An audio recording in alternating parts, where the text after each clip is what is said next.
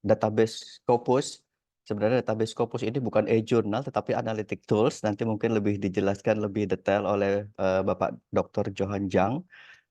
Setelah ini nanti langsung kita ke Pak Dr. Johan Jang. Kalau ada pertanyaan dan segala macamnya bisa disampaikan langsung ke beliau atau kalau lewat chat nanti akan saya bantu untuk menyampaikannya ke Pak Johan Jang.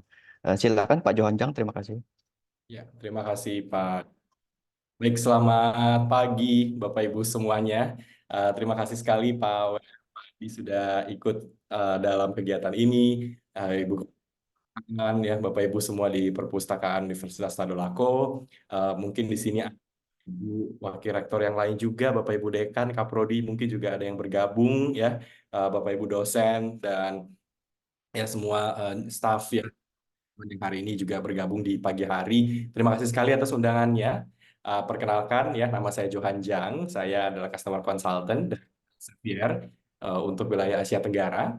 Nah, saya sendiri orang Indonesia ya, Bapak Ibu ya. Jadi tentu dalam materi dalam bahasa Indonesia. Saya juga sebenarnya orang Sulawesi ya, tapi Sulawesinya di selatan, bukan di tengah, Bapak Ibu ya.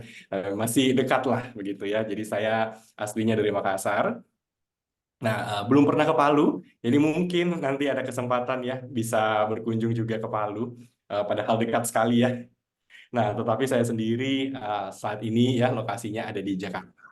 Jadi untuk kantor Elsevier memang untuk Indonesia itu ada di Jakarta dan untuk wilayah Asia Tenggara Singapura seperti itu. Nah, jadi Bapak Ibu sekali lagi terima kasih ya sudah hadir di hari ini. Saya akan menjelaskan mengenai Scopus. Juga nanti Bapak Ibu silakan jika ada pertanyaan-pertanyaan, sorry, seputar Scopus ya, bisa Bapak Ibu langsung ajukan nanti waktu di sesi tanya jawab, boleh open mic, boleh juga nanti via chat ya. Nah, sebelum saya langsung menunjukkan ya Scopus ini seperti apa, mungkin sedikit saja menjelaskan bahwa Scopus ini adalah bagian dari Elsevier. Jadi kalau Bapak Ibu mungkin masih ada yang belum tahu bedanya apa, jadi Scopus ini adalah bagian dari Elsevier. Jadi Elsevier itu nama perusahaannya begitu. Nah, di bawah Elsevier itu awal mulanya ya Elsevier itu adalah perusahaan penerbit ya, dan memang sampai saat ini kita adalah perusahaan penerbit di bidang akademik yang terbesar di dunia seperti itu. Elsevier sendiri usianya sudah uh, lama begitu ya. Nah, kalau secara sejarahnya ya, Elsevier itu berdiri sejak tahun 1880 ya. Jadi udah ratusan tahun begitu usianya. Itu memang pertama kali berdiri di Belanda. Nah, dan saat ini menjadi perusahaan yang dikenal sebagai penerbit.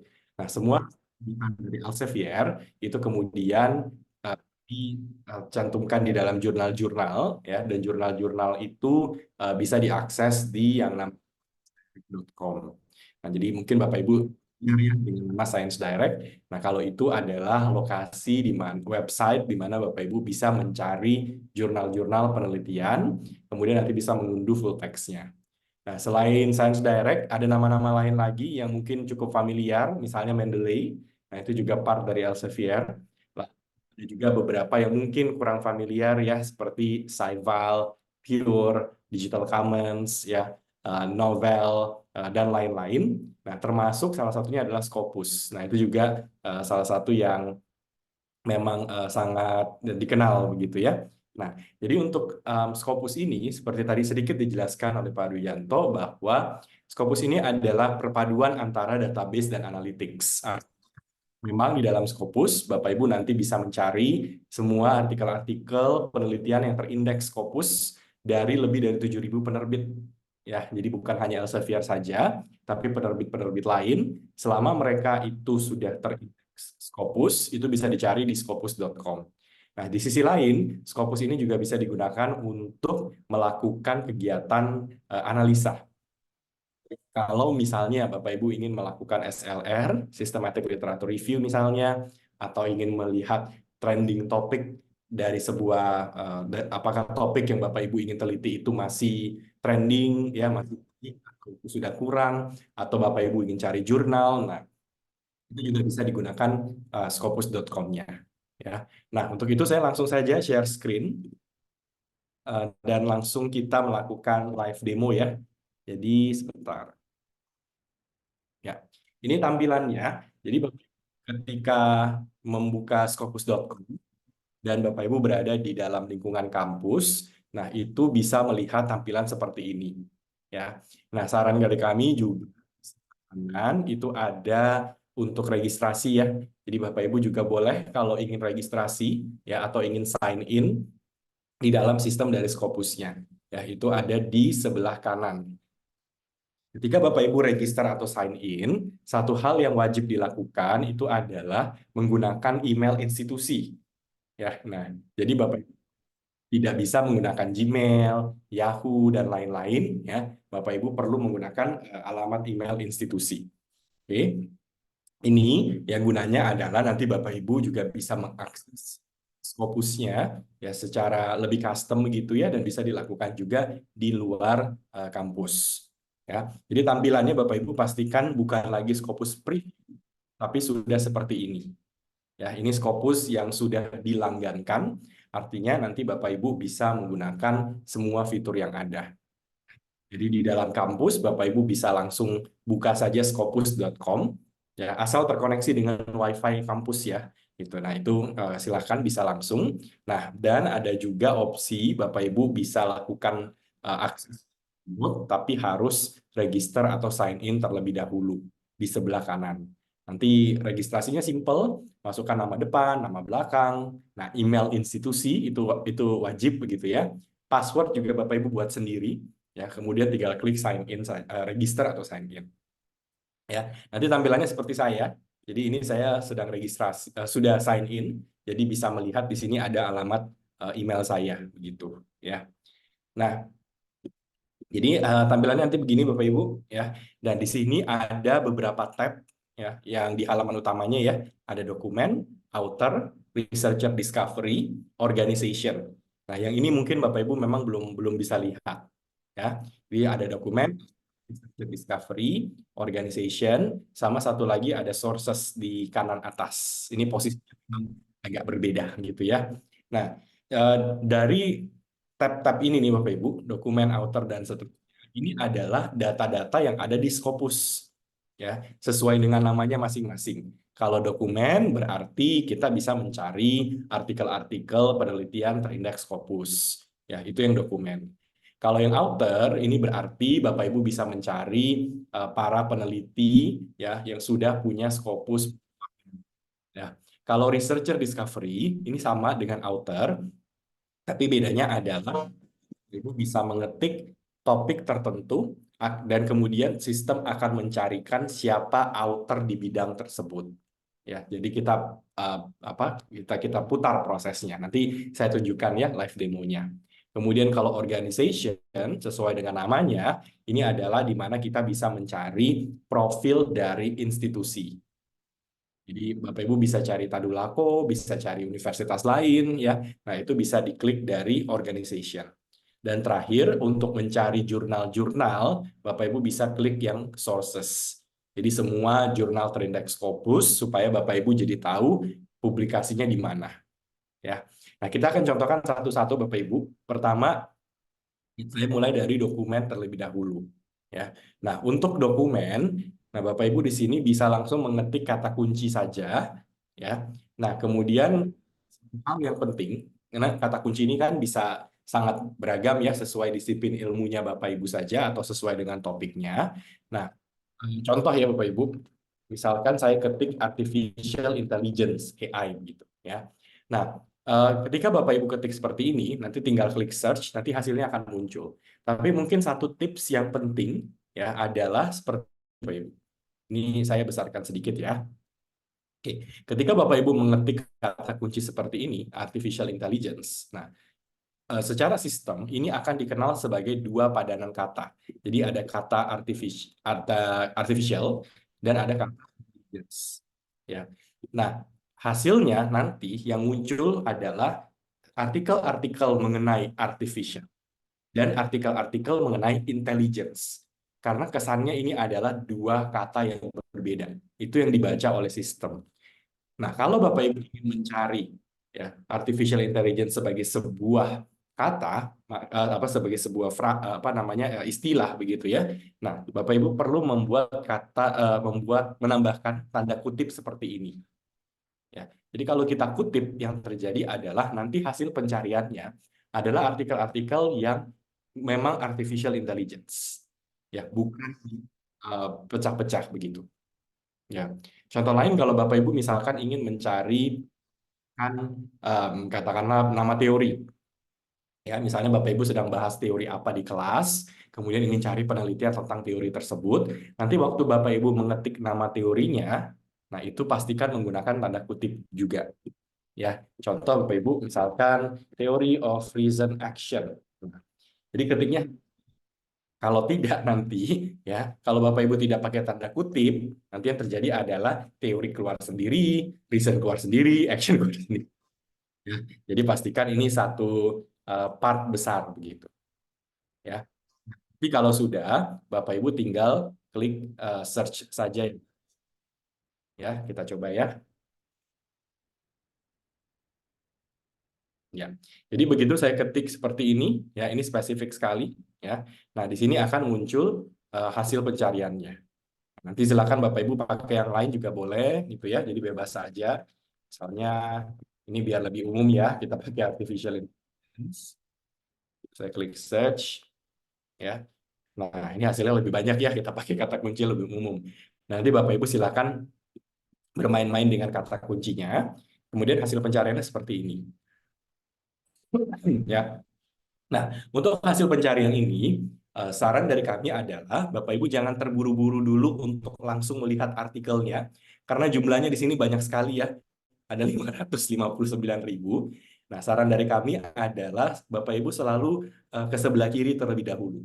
Ya, di sebelah kiri di sini ada filter. Ya, jadi ada filter-filter yang nanti akan mempertajam hasil pencarian kita. Ya.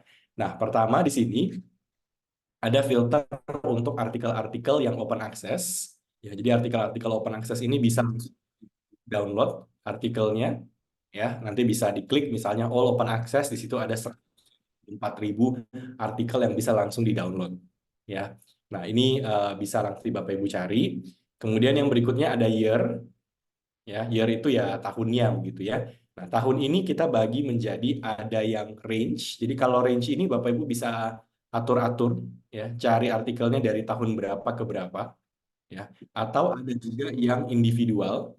Kalau individual ini spesifik tahun berapa yang Bapak Ibu cari ya. Nah, jadi silakan nanti bisa dipilih. Kemudian berikutnya ada author name.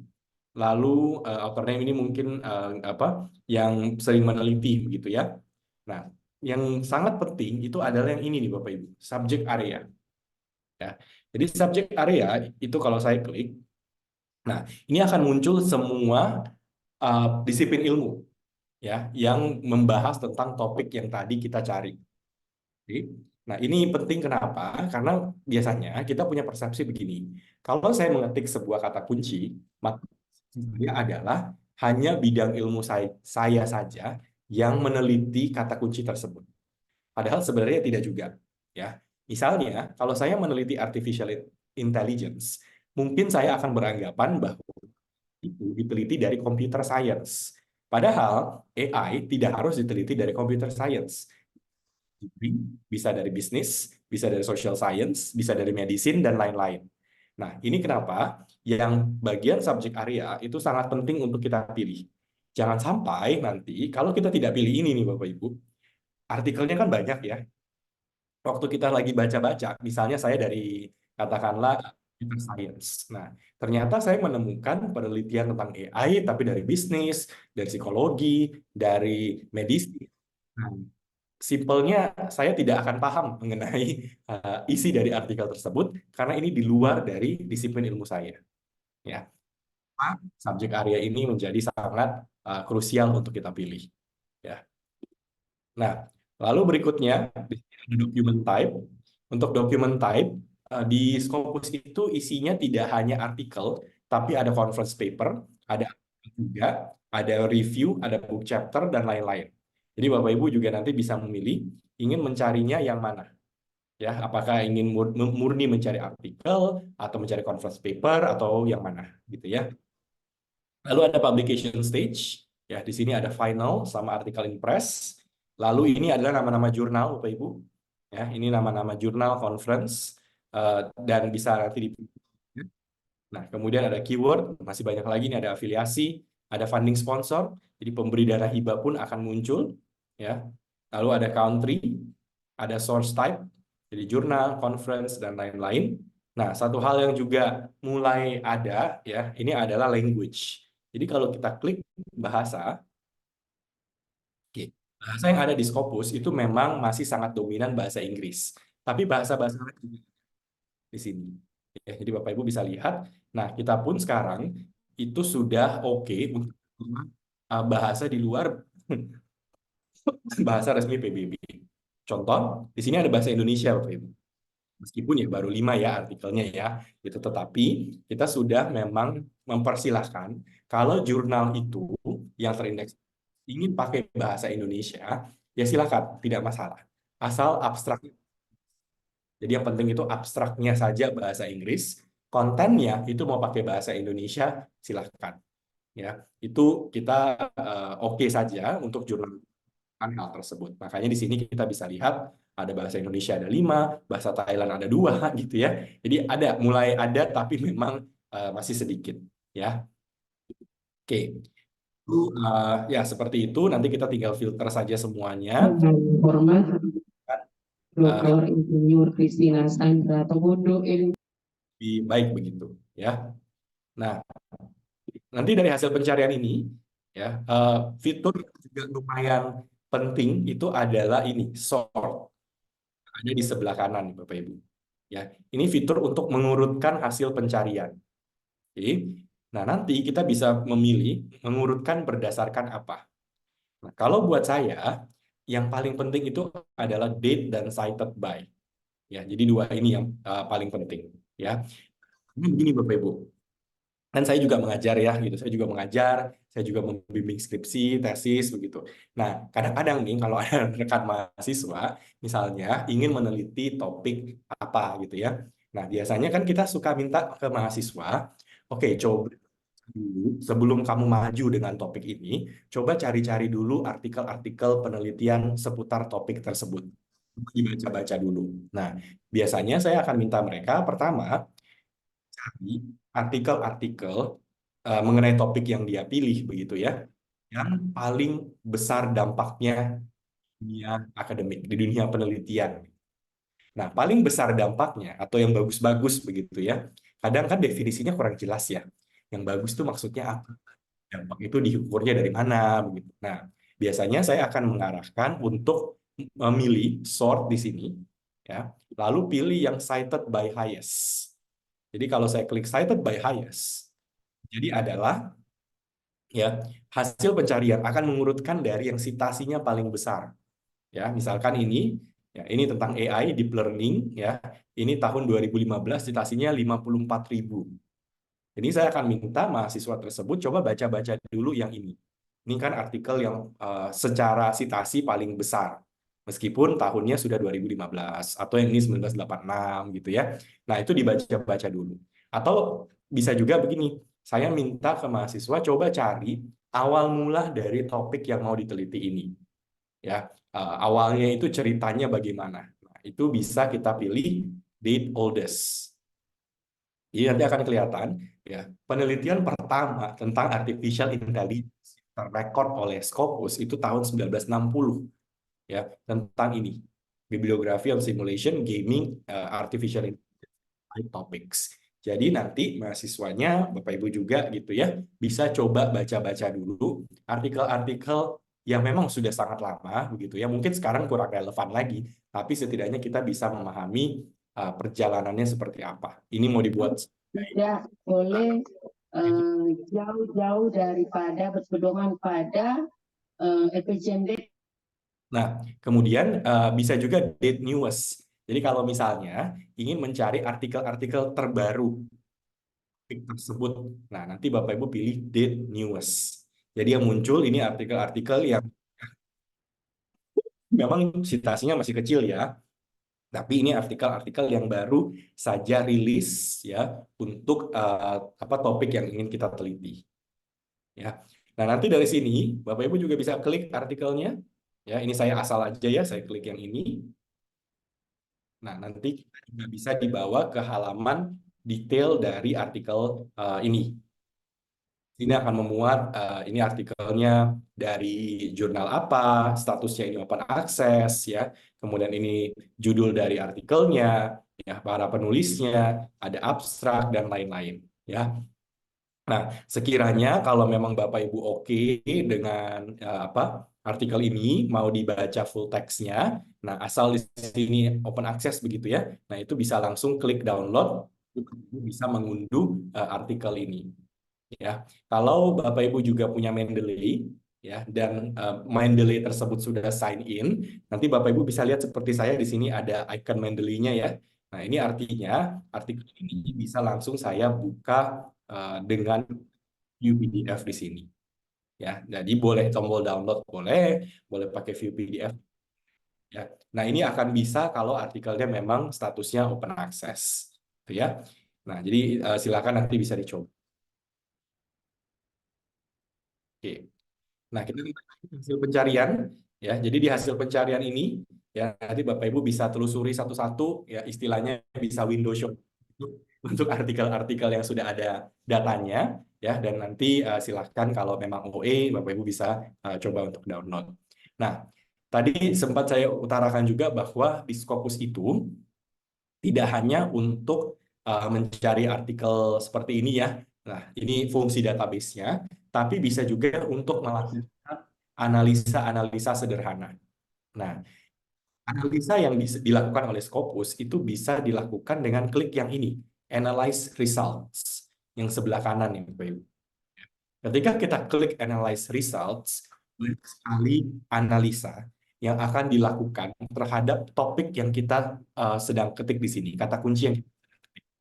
Ya, jadi kalau saya klik Analyze Result, berbagai macam hal tentang topik artificial intelligence itu akan dikupas oleh Scopus.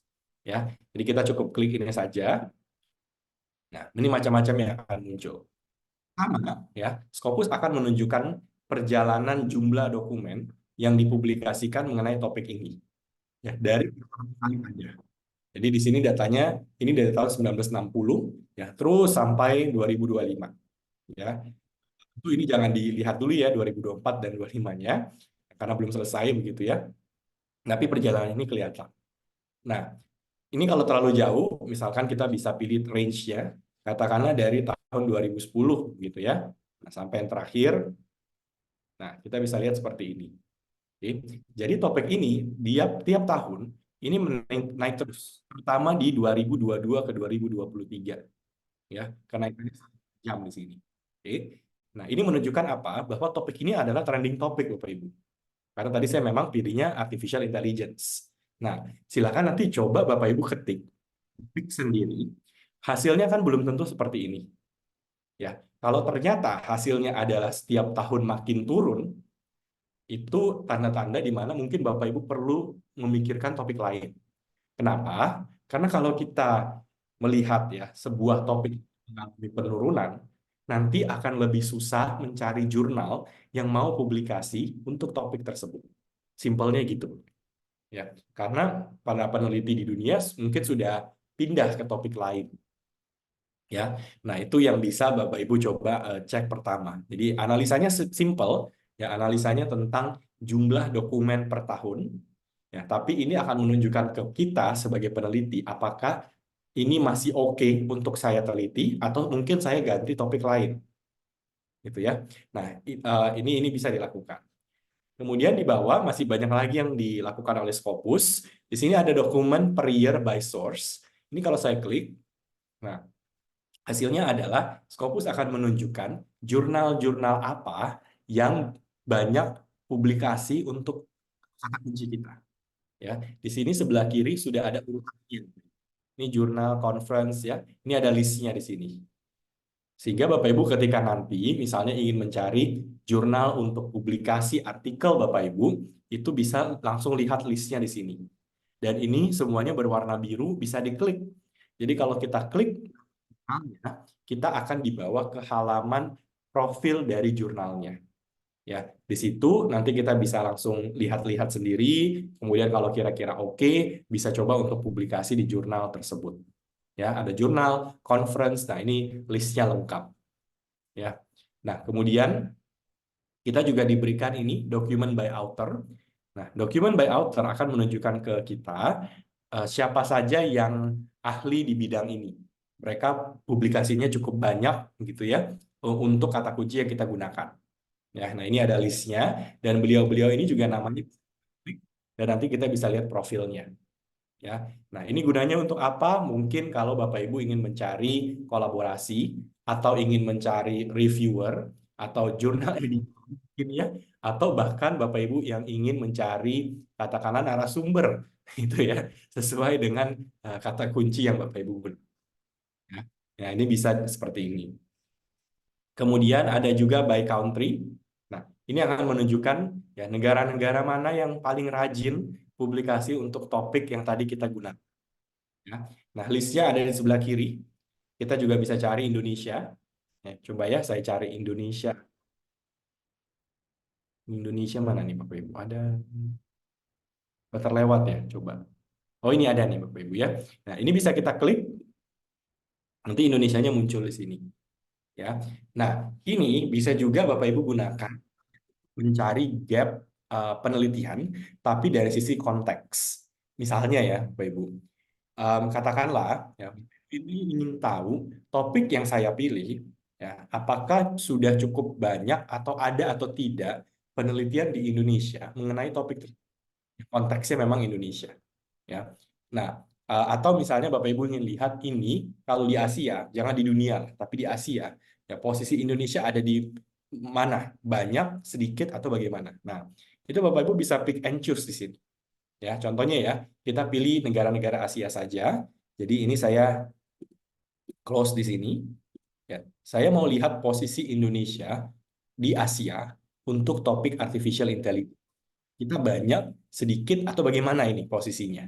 Ya, nah ini saya pilih-pilih seperti ini. Nah, nanti akan kelihatan bahwa ya, jadi kalau kita hanya fokus di Asia saja, maka Indonesia itu posisinya ternyata sangat bawah untuk topik yang saya gunakan. Ya, nah jadi nanti Bapak Ibu bisa coba pakai topik sendiri dan lihat hasilnya, apakah Indonesia tinggi atau kecil atau bagaimana. Nah, ini pun Bapak Ibu penasaran misalnya, di Indonesia itu ada 3.500. Nah, ini penelitian topik ini. Kemudian ingin ditelusuri lebih lanjut, nah ini bisa klik. Ya, jadi ini bisa saya klik. Nanti akan muncul hasil pencariannya seperti ini. Jadi ini adalah AI, ya, tapi negaranya Indonesia saja. Nah, ini listnya, Bapak Ibu. Ini para penelitinya dari Indonesia. Nah, kalau ingin diteliti lebih lanjut, bisa klik lagi Analyze Result. Jadi hasilnya lebih spesifik lagi. Oke. Nah, ini penelitian AI untuk Indonesia. Naik turun nih. Ya, statusnya begini. Kemudian di bawah ini masih sama seperti hasil yang tadi. Ya, misalnya kalau kita lihat by affiliation, ini begitu saya klik, nah ini akan muncul, tapi ini kampus-kampus Indonesia saja. Ya, ini tentang AI. Ya. Nah, lalu misalkan saya ingin lihat conference paper, artikel atau bagaimana, ini saya bisa cek di document by type. Ya. Nah, kemudian kita di document by type kita bisa lihat ya, ini ada conference paper 2.500, jadi dominan sekali, 71% itu conference paper. Artikelnya baru di angka 833 ya untuk topik ini ya, dan bahkan kita sekarang menampilkan namanya retracted. Ya, retracted ini adalah artikel-artikel yang sudah pernah dipublikasikan, tapi karena isu apapun gitu ya, bukan isu sih, fakta apapun yang terbukti di artikel tersebut, akhirnya artikel itu harus ditarik ya dari jurnal yang ada di Scopus. Nah, itu kita juga lampirkan di sini bahwa ada 4 retracted articles. Ya. Nah, ini nanti akan muncul semuanya, termasuk book chapter, buku, dan lain-lain. Ya. Nah, kemudian ada subject area. Ini akan menunjukkan ya kalau di Indonesia itu penelitian itu paling banyak di computer science, lanjut engineering, dan seterusnya. Ya. Dan yang terakhir itu ada funding sponsor. Nah, funding sponsor ini adalah pemberi dana hibah. Ya, dana hibah ini bisa dari Dikti, bisa juga dari kampus sendiri, bisa juga dari lembaga pemberi dana hibah di luar. Nah, jadi selama peneliti itu publikasi, ya, maka asalkan Bapak Ibu memberikan informasi funding sponsornya, maka data itu akan masuk ke sini. Ya, nah jadi kita bisa lihat funding sponsor dari semuanya ini, dan ini kalau kita klik, nah nanti kita bisa langsung lihat datanya begitu ya, dari funding sponsornya. Nah ini juga penting sekali untuk memberikan informasi yang jelas supaya data di Scopusnya lebih tajam mengenai funding sponsornya seperti apa. Ya, nah karena contoh nih Bapak Ibu ya, ini mungkin jadi PR kita bersama untuk di Indonesia ya. Nah, misalkan di sini ada menulis ini Dikti, ya. Tapi yang terjadi adalah ada yang menulisnya Kementerian Riset, Teknologi dan Pendidikan Tinggi, tapi ada yang menulisnya Kementerian, jadi tidak ada komanya. Yang terjadi adalah datanya jadi dua, ya. Nah, nanti juga sama kalau misalnya Bapak Ibu dapat fundingnya dari Universitas Tadulako begitu ya. Nah, diketiknya harus clear Universitas Tadulako. Jangan sampai nanti ada yang salah sehingga nanti tiba-tiba jadi dua begitu. Ya. Nah, atau misalnya ini saya juga tadi melihat, nah ada yang tulisnya begini, pemberian dana hibahnya dapat dari LPPM. Tapi LPPM apa? Sehingga muncul di sininya hanya LPPM gitu. Ya. Jadi kita cukup harus exact ketika kita menuliskan funding sponsor. Ya.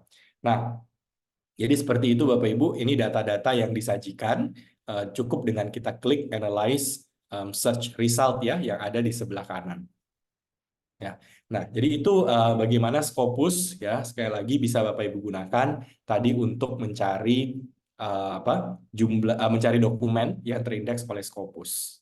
Nah, sekarang kita pindah ke tab kedua. Ya, kalau tab pertama itu memang paling kompleks ya, tapi tab-tab berikutnya ini mulai lebih gampang ya. Nah, sekarang kita pindah ke tab kedua. Tab kedua ini outer. Ya. Untuk outer, nanti Bapak Ibu perlu menuliskan nama belakang, ya, dan kalau bisa nama depan gitu ya. Nah, untuk outer yang ingin Bapak Ibu cari. Nah, misalnya ya, ini kenalan saya gitu ya. Jadi beliau sering saya pakai jadi contoh. Nah, namanya Raymond Tan. Nah, kemudian saya tinggal klik search. Oke, di sini ada 25 hasil pencarian ya. Kenapa 25? Karena kebetulan nama yang sama itu ada 25 orang. Ya. Nah, hasilnya seperti ini. Oke. Nah, yang paling penting adalah Bapak Ibu cari afiliasinya. Ya, karena kebetulan namanya ini sama semua begitu ya. Nah, yang penting itu afiliasi. Jadi kalau orang yang saya cari adalah beliau dari De La Salle University di Philippines, nah maka ini tinggal saya klik saja. Ya, dan nanti profil beliau akan langsung muncul seperti ini. Ya. Nah, ini profil Scopus Outer Profile, ada namanya, ya, institusinya dari mana, kemudian di sini ada jumlah citasi, ini jumlah dokumen, ini H-index-nya, dan kita bisa lihat sejarahnya seperti ini. Ya, jadi beliau mempublikasikan berapa dokumen per tahunnya, kemudian jumlah citasi yang diterima, ya, juga akan kelihatan seperti ini. Ya. Nah, lalu di sebelah kanan ini ada topik. Jadi beliau itu paling banyak publikasi di topik apa. Ya. Nah, kemudian di bawah ini ada listnya. Jadi list ini hanya bisa terlihat ketika memang Bapak Ibu sudah berlangganan Scopus. Ya. Pertama ada list dokumen, dan list dokumen ini juga kita bisa urutkan. Ya, nanti berdasarkan date newest, cited by, dan lain-lain. Jadi misalnya saya urutkan berdasarkan cited by, saya bisa lihat, oke, penelitian beliau yang paling banyak disitasi adalah yang ini. Ya, dan ini bisa kita klik juga. Begitu kita klik, nah kita akan dibawa ke penelitiannya, begitu ya. Nah, ini saya kembali lagi. Oke, selain list dari dokumen, Bapak Ibu juga bisa lihat outer matrix. Outer matrix ini akan menunjukkan macam-macam indikator begitu ya. Pertama kolaborasi. Jadi beliau itu melakukan 68% dari total publikasinya yang merupakan international collaboration. ya. Kemudian beliau ini belum pernah melakukan kolaborasi dengan korporasi, ya, dengan perusahaan swasta gitu ya. Ini masih 0. Nah, lalu ini adalah publikasi Q1-nya saja. Ya, jadi beliau ini publikasi 43,9% atau 187 dokumennya di Q1. Ya. Nah, dan ini juga Q1 juga, tapi bisa dipilih berdasarkan slide score, SNP atau SGR. Ya. Nah, lalu dampak citasinya juga bisa kita lihat dari tahun ke tahun. Gitu ya. Nah, jadi ini kita berikan di outer matrix.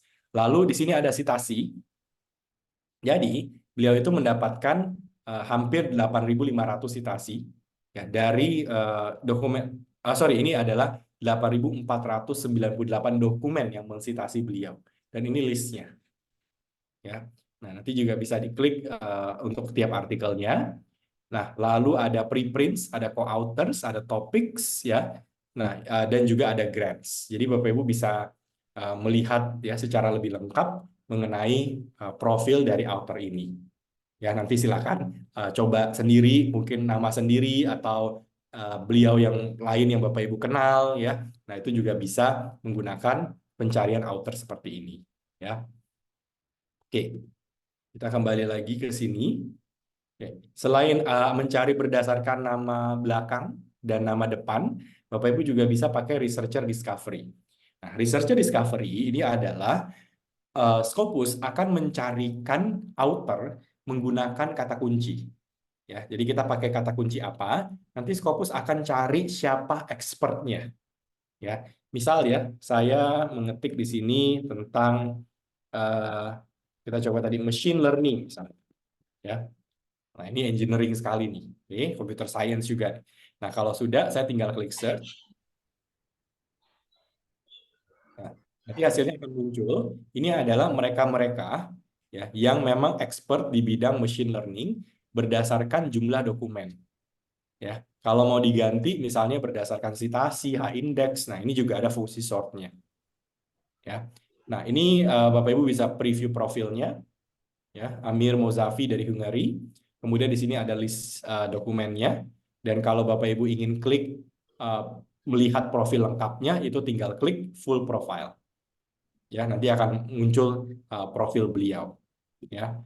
Nah, kalau Bapak Ibu ingin cari misalnya siapa ya ahli di bidang ini, ya, tapi hanya dari Indonesia, itu juga bisa Bapak Ibu ketik di sini, ya, Indonesia.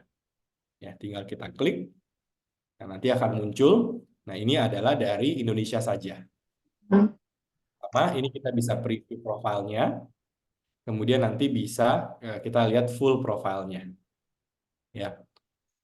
Nah, seperti itu. Bahkan Bapak Ibu kalau ingin cari organisasi itu juga bisa. Tinggal mengetik saja nama universitasnya apa, nanti akan muncul juga spesifik di universitas tersebut. Ini buat apa? Contoh begini, Bapak Ibu. Ini misal ya, Universitas Tadulako ingin melakukan katakanlah kerjasama penelitian dengan universitas mana begitu, ya. Misalnya Unhas misalkan atau universitas di UI atau UGM atau lain-lain. Nah, kemudian Bapak Ibu tahu bahwa di Tadulako kita itu lebih expert di bidang apa? Ya, di topik misalkan topik ABC begitu.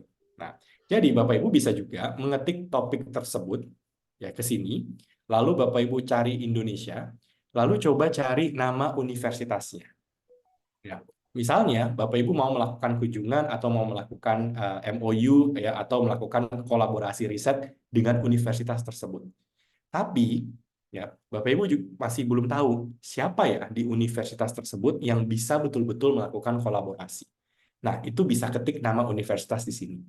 Ya, contoh ya, kita pilih misalkan Telkom University. Nah, begitu saya klik, nanti kelihatan. Oh, ternyata nanti waktu Tadulako misalnya mau melakukan kerjasama kolaborasi dengan Telyu, ya maka tinggal lihat, oh ini nama-namanya. Ya, jadi nanti waktu kunjungan, Bapak Ibu juga sudah tahu siapa expertnya dan sudah tahu, oh kita bisa melakukan kolaborasinya dengan beliau-beliau. Dan namanya ada di sini. Ya, ini kalau Bapak Ibu mau ekspor pakai Excel juga bisa. Ini ada ekspornya. Ya, jadi nanti akan terbuka di Excel. begitu ya. Jadi silakan ini bisa digunakan untuk kebutuhan seperti tadi, ya. Oke. Kemudian ada organisasi. Ya, untuk organization ini nanti Bapak Ibu tinggal mengetik saja, boleh institusi sendiri, boleh institusi lain, begitu ya. Nah, nanti profilnya akan terbuka. Oke.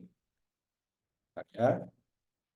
Nah, misalnya kalau saya mencari Universitas Tadulako, ini tinggal ketik saja Tadulako, begitu ya.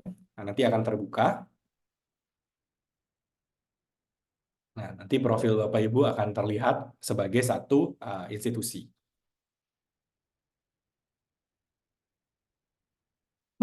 Ya. Jadi di sini langsung terlihat ya, ada hampir 1.800 dokumen, ini jumlah authornya, ini yang semua yang sudah punya Scopus ID. Nah, lalu listnya bisa terlihat di sini. Ya, Bapak Ibu itu paling banyak publikasi kalau berdasarkan disiplin ilmu, itu di environmental science, lalu di physics, agriculture, dan seterusnya. Ya, ini kalau mau diklik ya, ini angkanya 489. Ya, boleh, dan nanti akan terbuka semua penelitian di Tadulako, tapi environmental science saja. Ya, nah ini bisa ya, kita bisa klik, hasilnya terbuka seperti ini. Ya, nah ini Bapak Ibu semua. Ya, kalau ingin dianalisa, ini bisa, tinggal klik Analyze Search Result. Ya, jadi ini kalau saya klik, nah ini analisa Universitas Tadulako, tapi hanya topik tadi ya environmental science. Nah, ini sama hasilnya seperti ini juga. Ya, nama-nama semuanya akan terbuka begitu ya. Dokumen type-nya dan subject area dan lain-lain gitu. Ya. Nah, jadi itu kita bisa lakukan. Ini saya kembali ke hasil pencarian dulu. Ya. Nah, lalu selain berdasarkan subject area, kita juga bisa memilih berdasarkan source. Kalau source ini artinya Bapak Ibu paling sering publikasi di mana? Ya, jurnal apa atau conference apa? Nah, ini ada listnya. Jadi kalau kita lihat Bapak Ibu itu paling banyak publikasi di IOP Conference Series Earth and Environmental Science. Ini ada 265. Ya, jadi 265 dari ya. Nah, ini juga sama, bisa kita klik ya, dan kita bisa lihat penelitiannya apa. Ya. Nah, misalnya ada ini jurnal Indonesia gitu ya, biodiversitas ada 26, bisa kita klik, nanti bisa kelihatan listnya seperti apa. Ya, dan lain-lain di sini. Ya. Nah, kemudian ada structure. Nah, kalau structure ini memang belum ada. Ya, structure itu maksudnya kalau Bapak Ibu ingin memisahkan, misalkan penelitian itu ada fakultasnya dulu, nah itu juga bisa muncul. Tapi syaratnya adalah di waktu Bapak Ibu publikasi itu harus ada faculty-nya. Jadi contoh ya, Faculty of Engineering, Universitas Tadulako. Itu baru bisa muncul di sini. Ya, tapi selama Bapak Ibu hanya mencantumkan nama universitasnya, maka strukturnya nggak akan muncul. Gitu ya. Nah, kemudian ada kolaborator. Kalau kolaborator ini adalah Bapak Ibu paling sering kerjasamanya, kolaborasinya sama siapa. Ya, misalnya di sini sama Unhas, ini ada 216. Jadi kalau Bapak Ibu ingin memperkuat lagi kerjasama dengan Unhas, misalkan, ini bisa dibuka 216 ini. Ya, nanti bisa ditelusuri lebih lanjut, bisa dianalisa, ya jadinya nanti bisa lebih tahu next step-nya apa dengan universitas tersebut. Ya, dan lain-lain di sini juga cukup banyak begitu. Ya, nah lalu kita juga punya satu yang baru, namanya Sustainable Development Goals atau SDG. Nah, kita memetakan semua penelitian di Tadulako yang dipublikasikan di jurnal yang ada kontribusi ke SDG-nya. Ya. Nah, dari sini kita bisa lihat ya, sepertinya ya kalau saya lihat sekilas, paling banyak itu adalah SDG nomor 17, Partnership for the Goals, itu ada 459 dokumen. Ya, kemudian disusul sama yang ini, Good Health and Well-being, ini ada 198 dokumen, dan seterusnya. Ini buat apa, Bapak Ibu? Ini buat kalau Bapak Ibu coba apply ke THE, Times Higher Education Ranking untuk impact ranking. Jadi THE itu punya impact ranking di mana datanya itu mereka ambil dari Scopus. Jadi datanya itu persis yang ini yang mereka gunakan ya untuk menganalisa lebih lanjut kalau memang Bapak Ibu ya coba untuk dapat ranking THE Impact Ranking. Ya, nah ini datanya dari sini. Oke, jadi seperti itu ya kalau memang kita coba lihat dari level institusi. Ya, dan institusi ini tidak harus institusi sendiri. Bapak Ibu bisa coba institusi lain. Ya, nanti hasilnya silahkan nanti Bapak Ibu lihat-lihat sendiri ya bagaimana performance dari institusi lain. Oke, nah jadi itu yang bagian organisasi. Ya, nah ini saya skip dulu. Kita sekarang ke jurnal. Ya, jadi yang terakhir yang bisa Bapak Ibu coba akses itu adalah jurnal. Itu bisa klik yang ini, sources. Ini beda sendiri memang posisinya ya. Nah, ini kalau kita klik, ini akan terbuka. Di sini ada 45.805 ya. Ini ada jurnal conference listnya lengkap di sini. Ya. Nah, untuk bisa memilih jurnal, ini kan terlalu banyak begitu ya. Nah, biasanya Bapak Ibu bisa pilih dengan mengetik judul, ya, atau bisa juga pilih subject area, publisher, atau ISSN. Misalnya ya, saya tidak hafal nama jurnal, tapi saya ingin cari tahu jurnal di bidang ilmu saya. Nah, itu kita bisa pilih subject area, lalu kita ketik dulu subject area kita itu apa. Ya, misalnya ya, subject area saya environmental science. Oke. Nah, di sini akan muncul. Ya, kalau saya pilih yang general, saya bisa klik yang ini, klik apply. Nanti hasilnya akan muncul seperti ini, Bapak Ibu. Ya, di sini ada 2.961. Ya, ini adalah jurnal-jurnal di bidang environmental science. Nah, lalu saran dari kami juga adalah ini, Bapak Ibu. Ya, jadi kalau ingin memilih kuartil jurnal, di sini sudah ada filternya.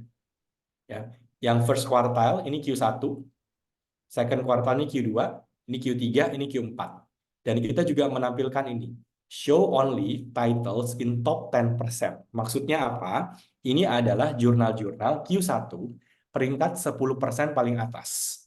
Jadi jurnal yang bukan cuma Q1 Bapak Ibu, tapi jurnal yang paling tinggi di Q1-nya. Ya. Nah, itu juga kita tampilkan seperti ini. Jadi nanti Bapak Ibu bisa langsung mencoba ya. Misalkan saya ingin cari jurnal Q1. Nah, ini bisa diklik. Kemudian pastikan kalau carinya jurnal, Bapak Ibu pilih yang jurnal, jangan yang conference proceeding gitu ya. Nah, ini kita bisa klik apply. Hasilnya muncul ada 600 jurnal yang menjadi part dari environmental science dan listnya bisa dilihat seperti ini.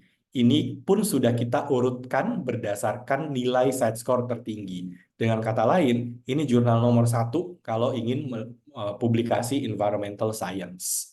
Ya, nah dan kita bisa lihat ini jumlah citasi, jumlah dokumen, dan kita sertakan ini nih Bapak Ibu. Ya, berapa persen artikel yang dipublikasikan di jurnal ini yang disitasi? Ini luar biasa tinggi, 91% artikelnya disitasi. Ya, nah kemudian bisa kita lihat di sini ada nilai SNP, SGR, publisher. Nah ini kelihatan semua.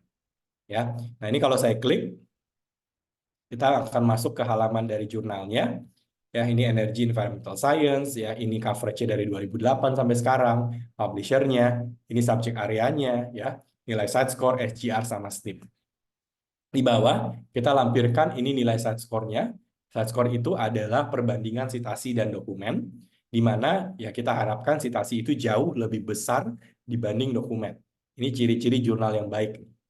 Ya. Nah, kemudian di bawah juga ya, jurnal ini tidak murni hanya environmental science ya, tapi gabungan ya environmental science dan energi. Kita bisa lihat kalau di environmental science ya terkait dengan polusi, jurnal ini peringkat 1, terkait dengan environmental chemistry juga peringkat 1, terkait dengan renewable energy itu peringkat 2, dan nuclear energy ini peringkat 1. Ya, jadi jurnal ini jurnal yang sangat-sangat baik begitu ya untuk environmental science dan energi. Ya, jadi kita sengaja sertakan seperti ini. Historinya juga bisa dilihat di sini. Ya, ini kelihatan di sebelah kanan Bapak Ibu. Ini jurnalnya stabil sekali. Ya, stabilnya baik begitu ya. Stabilnya peringkat pertama terus. Ya. Kemudian yang berikutnya ini ada content coverage. Di content coverage ini kita bisa lihat dokumen-dokumen yang dipublikasikan oleh jurnal ini setiap tahunnya. Ya, jadi bisa kelihatan begitu ya bagaimana perkembangan dari setiap jurnal ya. Nah, itu silakan ditelusuri. Nah, satu hal juga ya, Bapak Ibu, side score ini ya, kalau kita lihat jurnal ini stabil ya. Stabil di atas terus, aman terus ya. Nah, tapi kemarin ini kebetulan saya sempat ditanya satu peneliti dari negara lain, dia menemukan ada jurnal yang dia bingung kenapa jurnal itu ya tadinya kalau tidak salah Q3 terus sempat Q2 terus turun lagi ke Q3. Nah, itu pertanyaannya bisa tidak dilihat di Scopus bagaimana perjalanan dari jurnal ini ya. Nah, itu bisa saya contohkan ya Bapak Ibu ya. Jadi saya ke sources dulu. Ini contoh yang dipakai kemarin. Southeast Asia. Oops, sorry ya. Southeast Asia. Oke, ini coba saya ketikin dulu ya.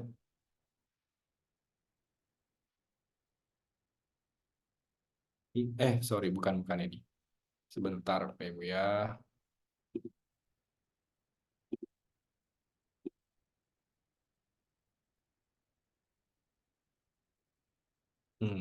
Atau Asia ya.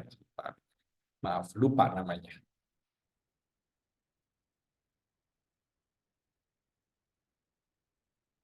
Cara ini atau ini. Coba ya, sebentar.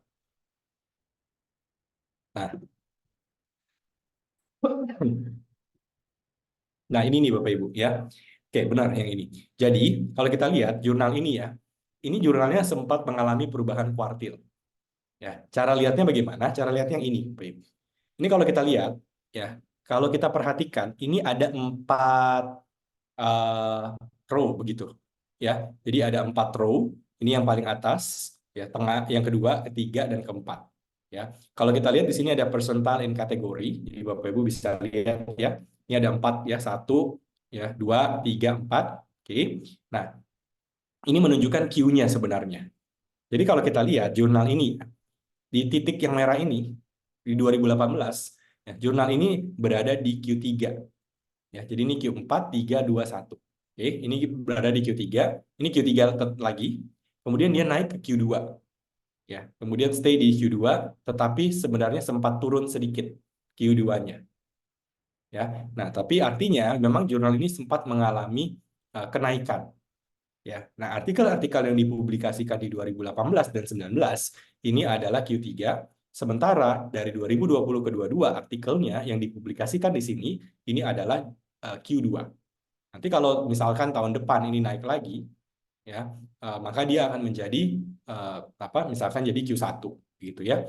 Nah, datanya ini sampai 2022, sementara kalau untuk data yang 2023-nya itu baru akan rilis biasanya sih di bulan Mei kurang lebih gitu ya. Nah, itu baru akan ada data yang 2023.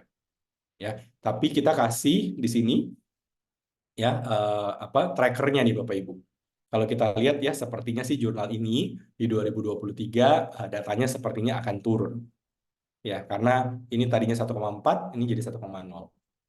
Ya, kurang lebihnya begitu. Jadi meskipun tidak terlalu teknikal begitu ya. Nah, jadi silakan itu juga bisa Bapak Ibu manfaatkan ya, mencari jurnal itu ada di bagian sources. Ya. Nah, terakhir ini bonus saja mungkin ya yang ingin saya tunjukkan ke Bapak Ibu. Ini memang belum dilanggan. Jadi ini adalah add-on. Ya, add-on Bapak Ibu sudah punya Scopus ya. Tapi kalau di Scopus itu ada satu tambahan tapi ini langganannya terpisah, namanya Scopus AI. Ya. Scopus AI ini baru memang kita rilis 2 bulan yang lalu ya, di mana fungsinya itu adalah Scopus AI ini akan membantu mencarikan dokumen berdasarkan pertanyaan Bapak Ibu. Ya, jadi anggap ini seperti ChatGPT, tapi nanti jawaban yang diberikan itu adalah jawaban yang semuanya berdasarkan referensi terindeks Scopus. Ya, dan itu bisa diklik referensinya. Oke, contoh ya Bapak Ibu ya, kita coba bertanya. Di sini ada beberapa contoh. Misalkan saya pakai yang ini. How do urban green spaces contribute to mental well-being? Ini kita tinggal klik, atau bisa diketik juga bisa. Nah, nanti akan muncul seperti ini. Oke, ini langsung jawabannya Bapak Ibu. Ya, jadi urban green spaces contribute to mental well-being in several ways. Nah, ini jawabannya. Dan ini kalau kita lihat angka 1, 2, 3. Nah, ini semua referensi. Ya, jadi misalkan saya mau lihat, oke, ini katanya begini, ini referensinya apa, ini tinggal saya klik. Nah, ini akan langsung muncul referensinya. Dan kalau ingin saya baca lebih lengkap, saya bisa klik Open Document Details. Jadi nanti dokumennya terbuka. Oh, berarti untuk mendapatkan jawaban yang pertama, nah, lengkapnya bisa saya cek di referensi ini. Ya, nanti ada referensi kedua, 3, dan seterusnya. Ya, jadi persis ya seperti ChatGPT, ada jawabannya, tapi jawaban itu sudah mengacu pada referensi yang terindeks Scopus. Ya. Kemudian di sini juga ada foundational document. Ini adalah artikel-artikel yang paling banyak disitasi ya terkait dengan pertanyaan yang kita berikan. Ya, ini ada listnya. Oke. Lalu kita juga bisa minta jawaban yang lebih panjang, itu di expanded summary. Jadi kalau saya klik, ya, ini jawabannya akan lebih lengkap lagi. Referensi yang digunakan juga biasanya bisa lebih dari 10. Ya. Jadi misalkan gini, urban green spaces itu berkontribusi terhadap mental well-being dengan kategorisasi seperti ini. Psychological benefits, physiological benefits, social impact, environmental factor, dan seterusnya. Ini sampai 10 referensinya. Ya. Nah, lalu ada juga konsep map. Kalau konsep map itu mind map. Ya. Jadi mind map terkait dengan pertanyaan yang kita tadi tanyakan. Ya. Nah, dan terakhir di sini ada topik expert. Ini adalah para expert gitu ya di bidang sesuai dengan pertanyaan yang kita tanyakan seperti ini. Ini bisa di preview profilnya dan nanti bisa dilihat full profilnya. Ya, betul ya, beliau itu topiknya tentang green space, green infrastructure, dan lain-lain. Ya. Nah, jadi ke depannya pun akan ada fitur-fitur lain lagi, tapi sekali lagi memang ini add-on begitu ya, ini tambahan on top dari apa yang Bapak Ibu sudah langgankan. Nah, untuk sekarang gitu ya, Bapak Ibu karena memang masih baru juga, dimanfaatkan dulu saja untuk Scopusnya gitu ya. Dicoba main-main dulu dengan fitur-fitur yang ada. Nah, karena memang fitur-fitur Scopus.com yang premiumnya pun pasti cukup begitu ya untuk Bapak Ibu bisa manfaatkan dengan maksimal. Nah, nanti mungkin ke depan-depannya bisa dipertimbangkan untuk Scopus AI-nya ya. Tapi sekarang silakan bisa cari dokumen, bisa cari author, organisasi, dan juga bisa mencari jurnal-jurnal. Nah, nanti Bapak Ibu akan ditemani Scopus ya dari proses menulis artikel sampai publikasi artikel penelitian. Ya, jadi seperti itu mungkin pemaparan dari saya. Semoga cukup jelas. Ya, silakan jika ada pertanyaan atau ada hal-hal yang ingin dikonfirmasikan, bisa Bapak Ibu tanyakan dalam sesi diskusi kita. Terima kasih.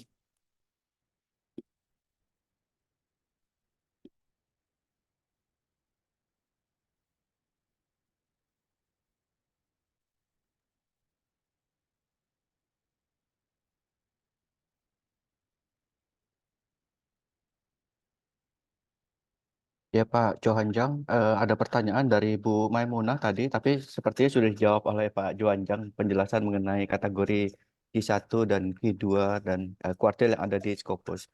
Ya. Ya, untuk yang berikutnya juga yang paling bawah itu, oh itu dari Pak Johanjang, ya terpisah. Iya, betul. Jadi Scopus AI memang menarik sekali ya Bapak Ibu, tapi itu langganannya terpisah. Jadi ada Scopus subscription, lalu ada Scopus AI subscription. Ya, apakah ada pertanyaan lagi Bapak Ibu sekalian? Silakan bisa ditanyakan di kolom chat atau langsung open mic juga boleh, silakan. Izin Pak. Silakan Pak Saharudin. Baik, terima kasih. Assalamualaikum warahmatullahi wabarakatuh.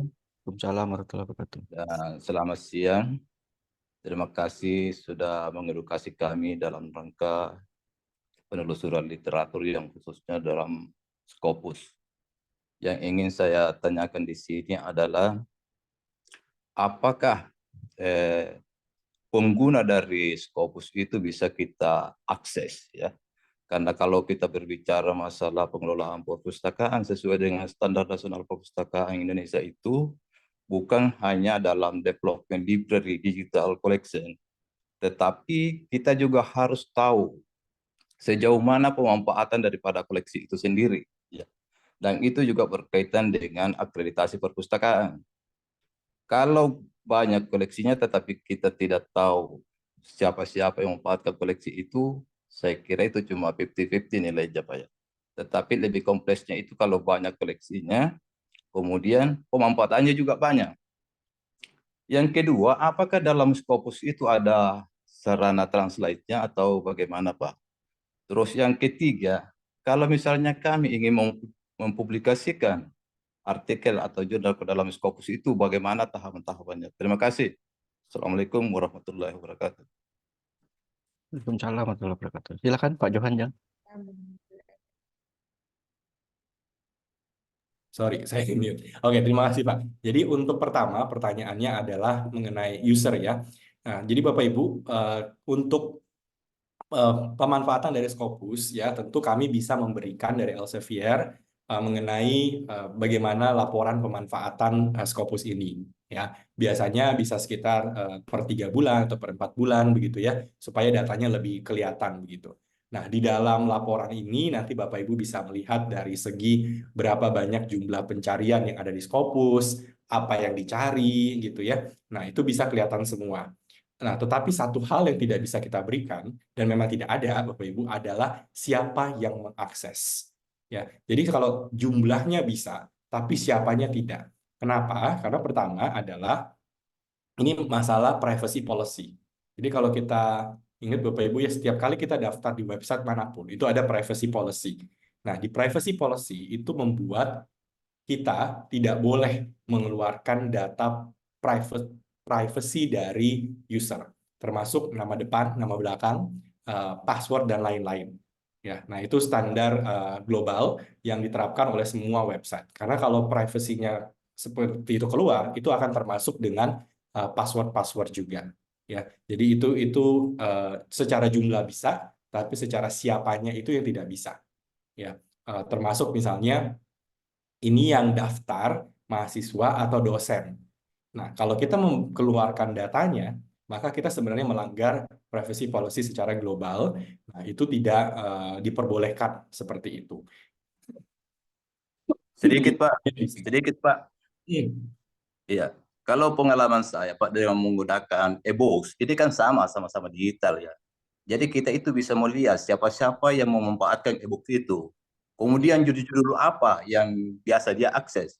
Ini Ya. berkaitan dengan penelitian tentang pustakawan dalam rangka pemanfaatan koleksi yang ada di perpustakaan. Kalau kita tidak bisa melihat judul-judul buku apa atau jurnal apa yang biasa digunakan orang, itu bagaimana kita mengevaluasi? Ya, sama dengan usernya itu, mahasiswanya. Apakah yang menggunakan itu mahasiswa, dosen, atau pegawai? Ya. Nah, itu kalau tidak bisa kita akses, bagaimana kita bisa melihat, mengevaluasi itu Scopusnya? Makasih, Pak. Ya, oke. Ini menjadi beda, Pak. Jadi kalau untuk Scopus, ya, Bapak Ibu mungkin sudah disampaikan juga ya sebelumnya bahwa Scopus itu bukan database full text, Bapak Ibu. Ya, Bapak Ibu tetap bisa mengakses Scopus, bisa mengakses artikel, gitu ya. Nah, tapi yang bisa Bapak Ibu unduh itu adalah artikel-artikel open access. Kalau Bapak Ibu ingin punya data, misalnya jurnal apa ya yang diunduh oleh mahasiswa, dosen, dan lain-lain, itu langganannya Science Direct, bukan Scopus, Bapak Ibu. Ya, karena di Scopus, ini kan kita terlibat dengan 7.000 penerbit ya, begitu. Jadi misalnya, Bapak Ibu melihat, oh ini ada satu artikel bagus, kemudian ingin di-download begitu ya artikelnya. Nah, berarti Bapak Ibu akan berhubungan dengan penerbit tersebut. Itu bukan dengan Scopus ya, Bapak Ibu. Nah, jadi nanti datanya itu adalah data penerbit yang dimiliki oleh penerbit, bukan dimiliki oleh kami gitu di Scopusnya. Jadi memang beda ini langganannya ya. Jadi kalau untuk full text, PDF, jurnal yang bisa semuanya diunduh dengan langganan itu Science Direct. Tapi kalau untuk database seperti ini itu Scopus. Nah, Kemudian bukan berarti di Scopus tidak ada datanya, Pak. Ada tetap gitu ya, dan bisa diminta iya. Nah, tapi data-data seperti tadi, jurnal itu adanya di Science Direct. Dan yang kedua, sekali lagi ya, memang kalau untuk secara jumlah user, jumlah pencarian itu ada. Tapi siapanya, ya itu yang tidak ada, Pak. Itu tidak bisa. Nggak repot Pak ya. Enggak. Ya, karena globally memang harus diikuti Pak ininya privacy policy-nya. Kita tidak bisa mengubah privacy policy-nya karena itu diberlakukan semua universitas Pak.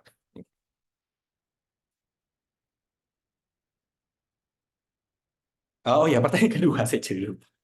Pertanyaan kedua adalah mengenai translate. Di Scopus tidak ada translate Bapak Ibu. Ya, jadi untuk translate mungkin bisa menggunakan website-website lain ya, tapi tadi di Scopus kita sudah menerima artikel bahasa Indonesia, jadi tidak ada masalah untuk Bapak Ibu ya, tetapi memang harus dikomunikasikan ke jurnalnya, apakah jurnalnya mau menerima artikel dalam bahasa Indonesia ya. Kalau memang tidak ya kita juga tidak bisa berbuat apa-apa gitu ya, tergantung jurnalnya. Nah, lalu yang ketiga mengenai tahapan publikasi di Scopus. Untuk publikasi di Scopus ya Bapak Ibu, Scopus itu eh, bukan jurnal ya Bapak Ibu. Jadi Scopus itu adalah semacam data begitu ya, basis data.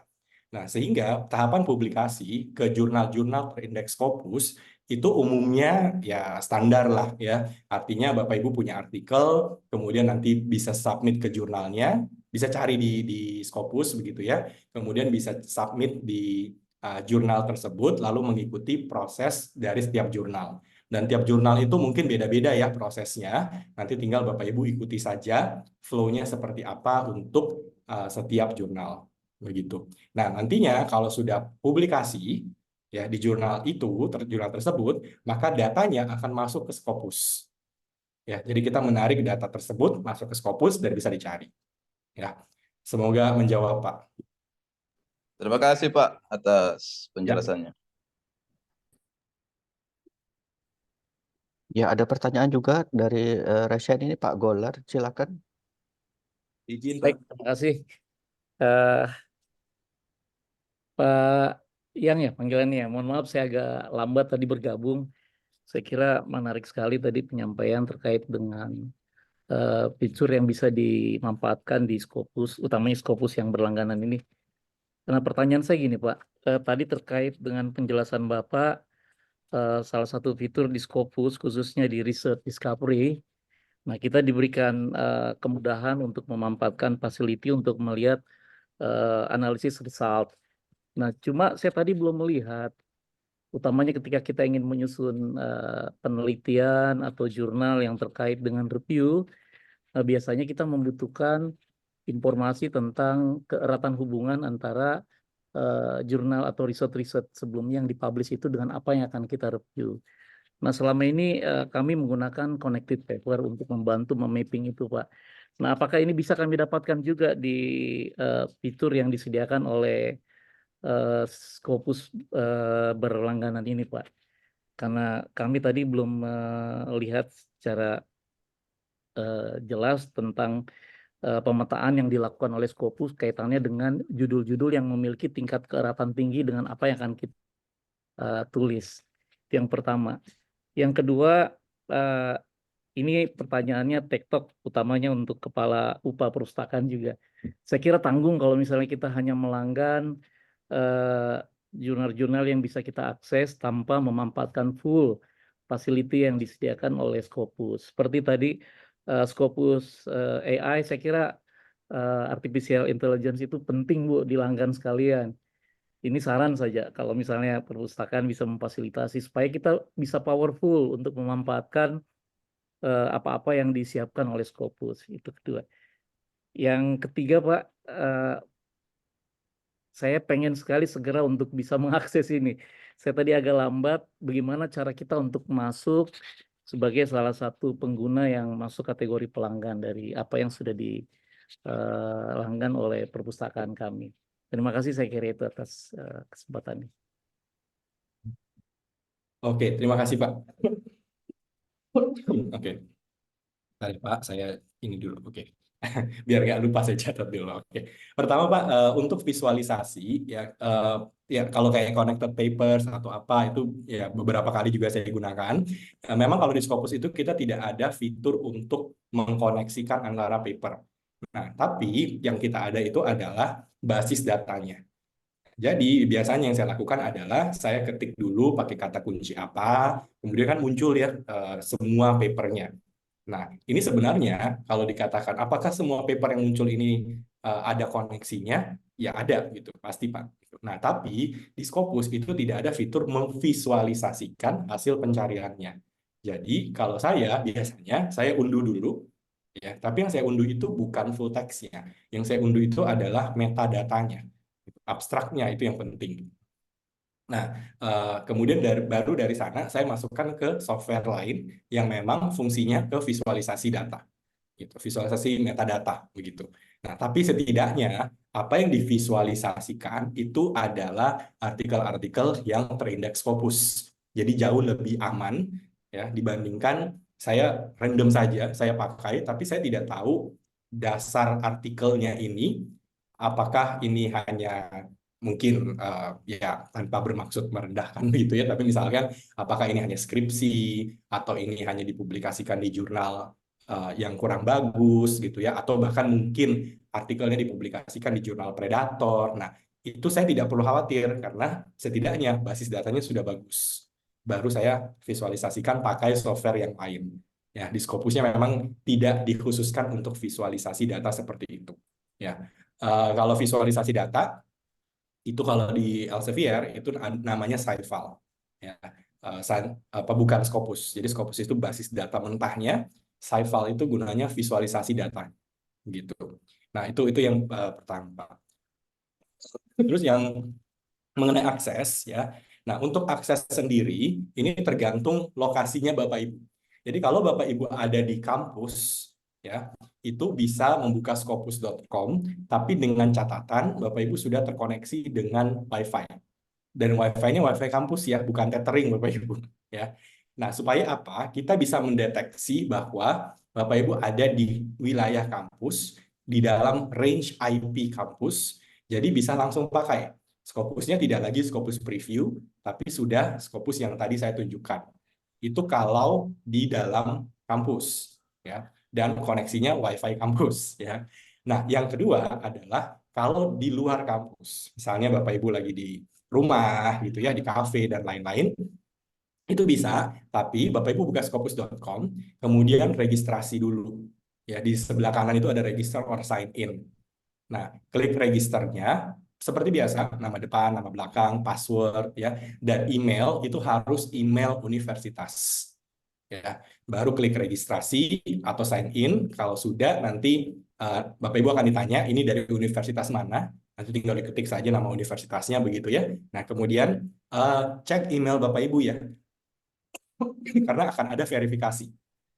Ya, jadi cek emailnya itu akan ada verifikasi dulu dari Scopusnya. Ya, kadang yang suka lupa adalah cek emailnya.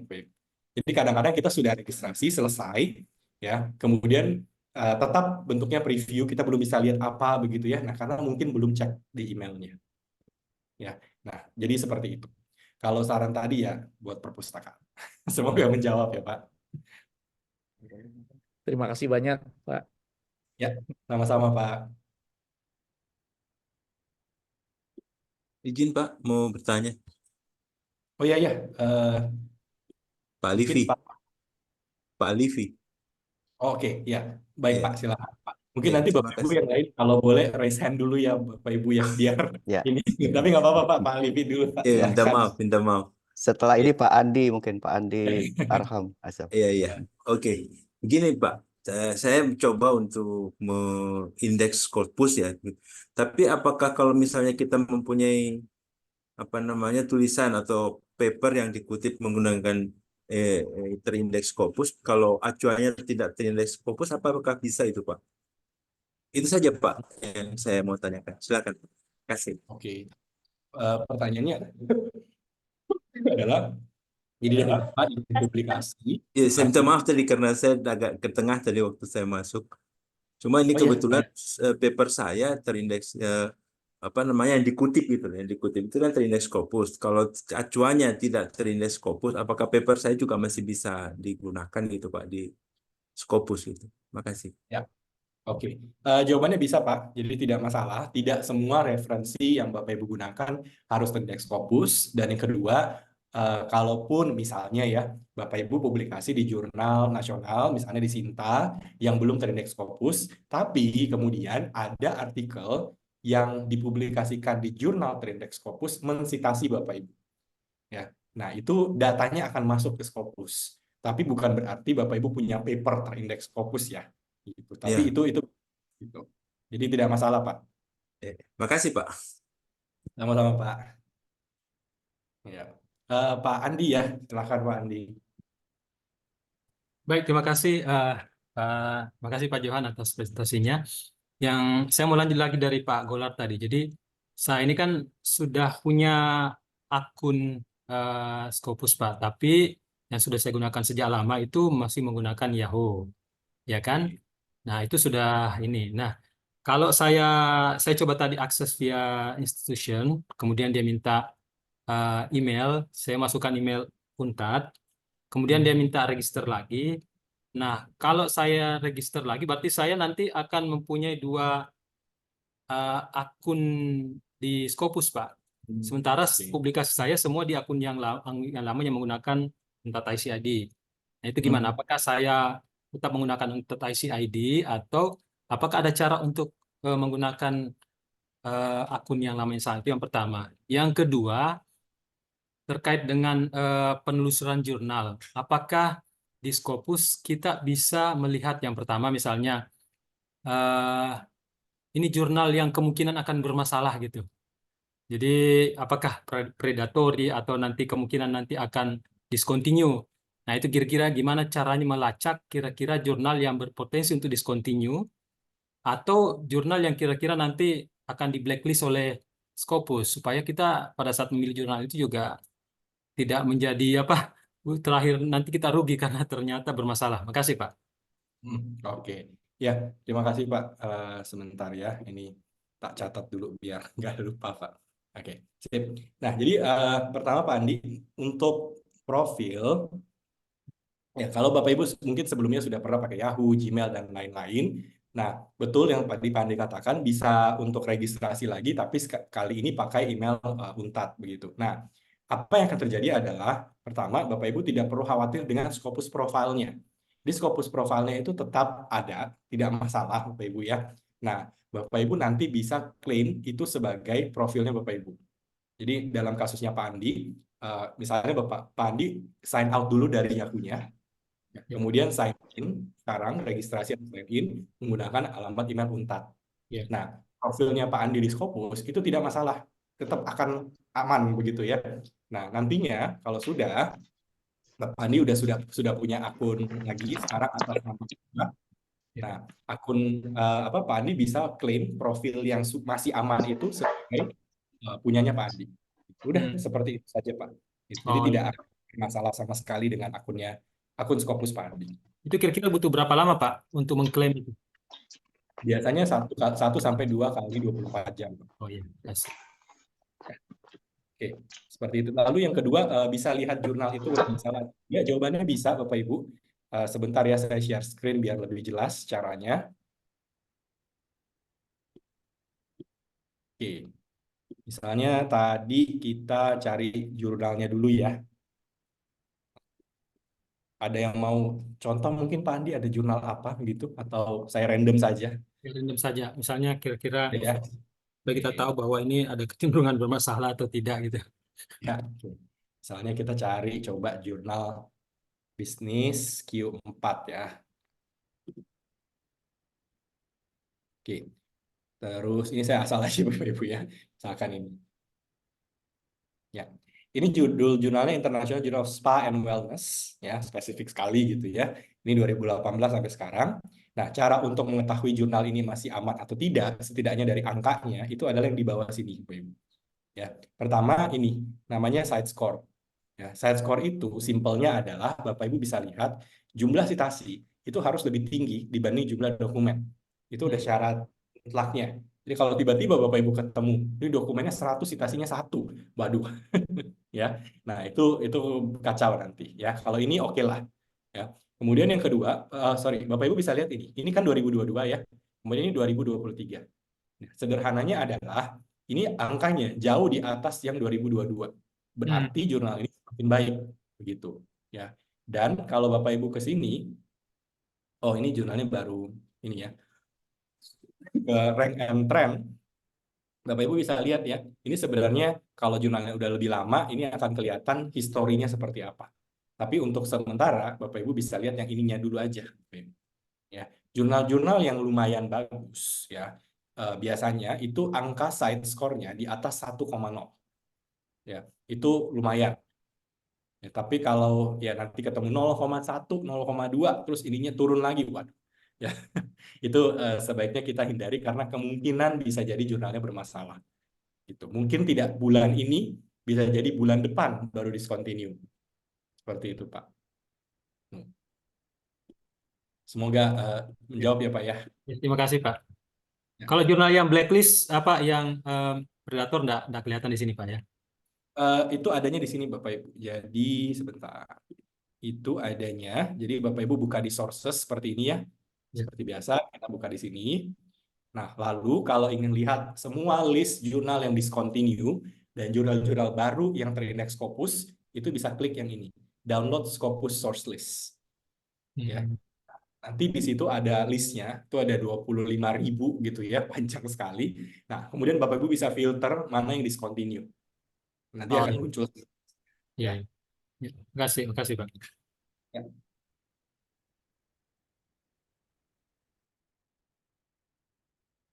Ya, silakan yang berikutnya, Ibu dari yang ini apa namanya Magister Akuntansi. Baik, terima kasih. Assalamualaikum warahmatullahi wabarakatuh. Waalaikumsalam. Baik, kalau saya permasalahannya adalah saya sudah punya ID Scopus dari tahun 2017 dan sudah menggunakan alamat email Unpad. Saya tadi buka, apakah ini memang sudah langsung otomatis kita bisa menggunakan kalau memang sudah menggunakan email Unpad? Dari lama apakah memang sudah bisa kita mendapatkan fasilitas ini atau harus diperbarui kembali atau seperti apa? Itu yang pertama, Pak. Kemudian yang kedua, ada beberapa dokumen Scopus saya yang hilang dari dokumen di Scopus. Nah, bagaimana cara untuk memunculkan kembali? Apakah mungkin karena publishernya sudah tidak ada sehingga dokumennya itu terhapus. Jadi bagaimana caranya untuk mengembalikan dokumen tersebut. Kemudian yang ketiga Pak, terkait dengan bagaimana kita mengimport data. Kalau misalnya kita cari data, biasanya kan ada mahasiswa yang minta jurnal Scopus. Khusus untuk misalnya saya kan bidang akuntansi. Khusus bidang akuntansi. Biasanya kan kalau kita mengimport yang dalam bentuk Excel itu langsung semuanya keluar. Tapi kalau misalnya kita mau membatasi dan hanya dalam batas pencairan kita itu, kita mau import ke Excel itu seperti apa caranya Pak? Sehingga kita bisa langsung mendapatkan data Excel-nya yang bisa kita bagi ke mahasiswa. Demikian Pak, terima kasih.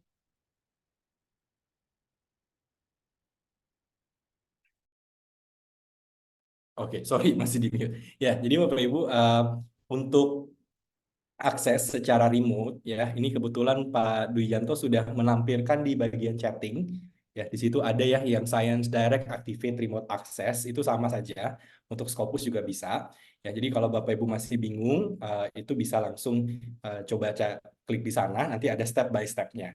Nah, untuk pertanyaan Ibu, bagaimana jika saya sudah punya akun Unpad sebelumnya? Nah, sekarang apa yang terjadi dengan akun tersebut? Ya, nah, Ibu bisa seharusnya ya, Ibu saat ini ketika buka dan sudah sign in kembali, itu otomatis langsung sudah bisa pakai, Ibu. Nah, tapi tolong dicek saja terlebih dahulu. Jika memang belum bisa, Ibu boleh sign out dulu, ya, sign out dulu, kemudian nanti sign in kembali. Karena bisa jadi, ini tergantung web browser kita. kadang-kadang web browser kita itu menyimpan cookies. Mungkin Bapak Ibu pernah dengar ya, cookies gitu. Nah, jadi kalau web browsernya menyimpan bahwa Ibu sudah pernah mungkin beberapa tahun yang lalu dengan status seperti ini, takutnya tidak terupdate cookiesnya. Ya, itu kenapa lebih baik sign out dulu, kemudian coba sign in kembali. Nah, itu baru seharusnya sudah bisa digunakan. Kalau memang tidak terupdate, begitu. Ya. Nah, terus pertanyaan yang kedua itu mengenai pengembalian dokumen atau mencari missing dokumen ya. Oke, itu caranya begini. Jadi sebentar. Oke, pertama kita harus cari dulu nama kita sendiri di Scopus ya. Kita cari author misalnya begini, saya klik search. Ya. Nah, ini saya sudah ada di halaman anggaplah ini saya sendiri begitu ya. Nah, kemudian dari sini ketika saya mencari misalnya saya missing 2 dokumen ya. Nah, itu kita bisa klik edit profile. Nah, ini edit profile. Nah, waktu edit profile-nya diklik, sorry ini kayaknya ada error nih Bapak Ibu. Ya. Oke. Ini mungkin lagi down atau apa gitu ya. Tapi poinnya adalah begitu kita klik edit profile, nanti Bapak Ibu bisa mencari list dari Bapak Ibu bisa melihat ada list dari dokumen kita. Kemudian di situ ada tombol search for missing document. Nah, itu diklik, kemudian Bapak Ibu copy paste judul yang Bapak Ibu cari. Nah, baru setelahnya klik add.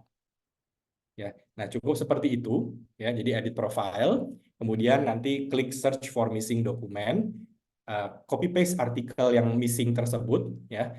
Nah, nanti klik search, muncul artikelnya, tinggal kita klik, kita tinggal add.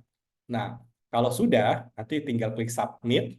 Nah, itu tidak otomatis, biasanya butuh waktu sampai maksimal sekali 2 minggu untuk artikel itu muncul.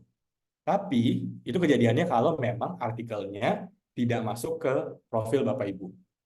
Tapi, kalau ternyata artikelnya itu memang tidak ada, karena publishernya mungkin jurnalnya di discontinue atau apa, ya memang tidak akan muncul.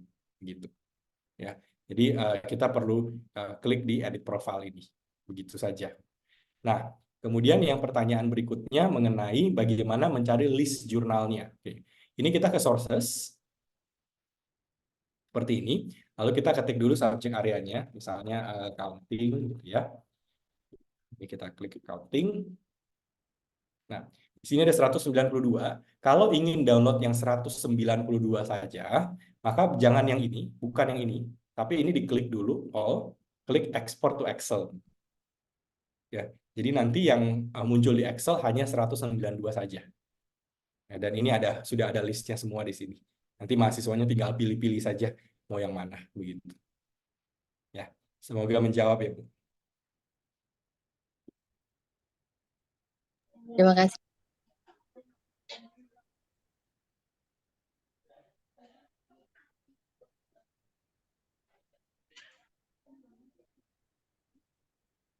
Bilang. Ya, Pak Nurhaiti, silakan Pak. Terima kasih Pak.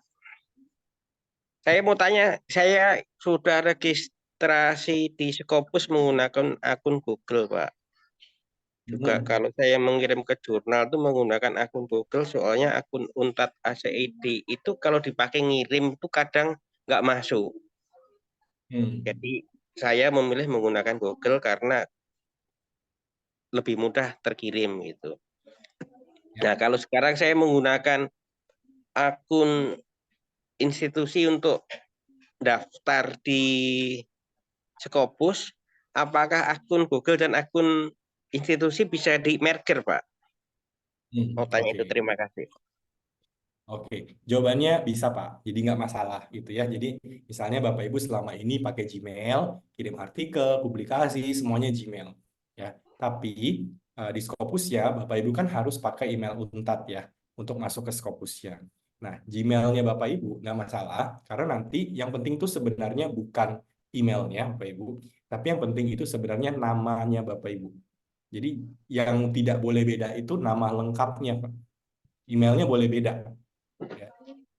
Tapi nama lengkapnya tidak boleh beda. Ya. Nah, kalaupun misal nih Bapak Ibu ya, yang terjadi adalah Pak Nurhayadi Dio misalnya ya, tadinya pakai nama Nurhayadi Dio, terus tiba-tiba mungkin Pak katakanlah Bapak salah ketik begitu ya, typo. Jadinya Nurhayati, sorry, Nurhayadi, maaf, Nurhayadi DO misalnya gitu ya, I-nya lupa. Nah, nanti profilnya jadi 2 Pak, di Scopusnya. Nah, itu tapi bisa di merging, nggak masalah. Gitu. Kalau email pun nggak masalah, bisa di merging juga. Yang penting namanya aja.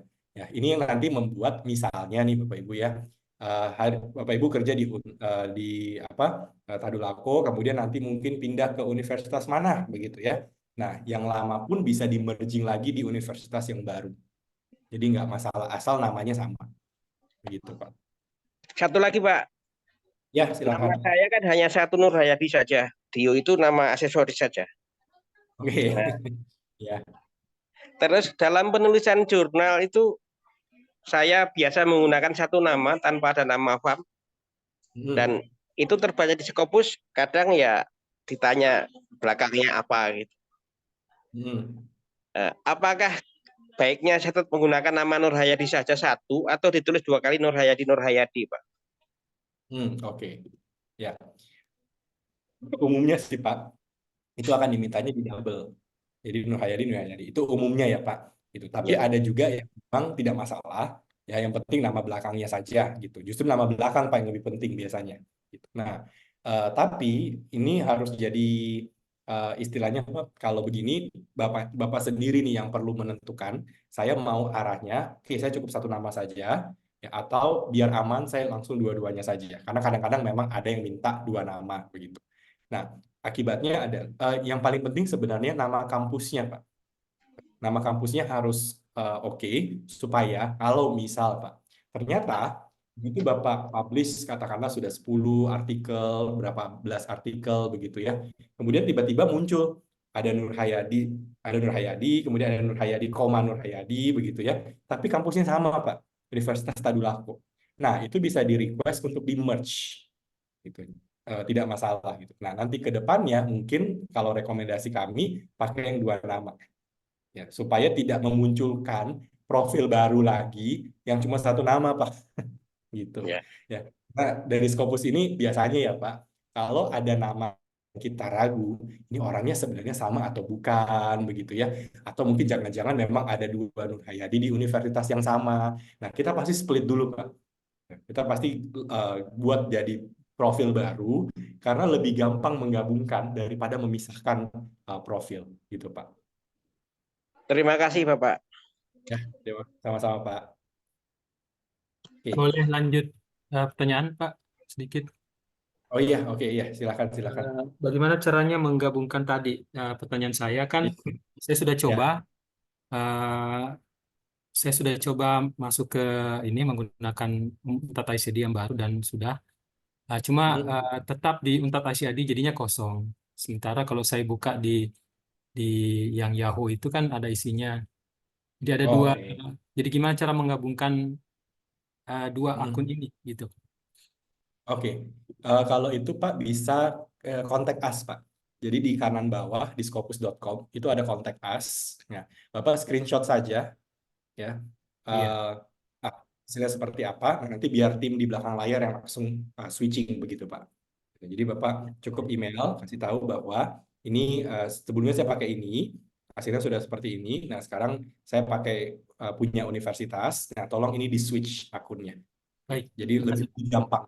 Bapak cukup kirim email, nanti tim yang kerjakan. Gitu. Makasih Pak. Iya. Oke, Bu Detris, silakan Bu. Ya, terima kasih Pak Johanjang. Saya saya sudah bisa masuk ke akun universitas menggunakan akun universitas untuk masuk ke Scopus. Saya sudah coba, memang kita harus masuk pakai email Untat dan ada email pemberitahuan. Saya mencoba satu menu yang namanya, kalau tidak salah tadi Pak Johan bilang itu adalah ini Saifal ya. Iya. Ya.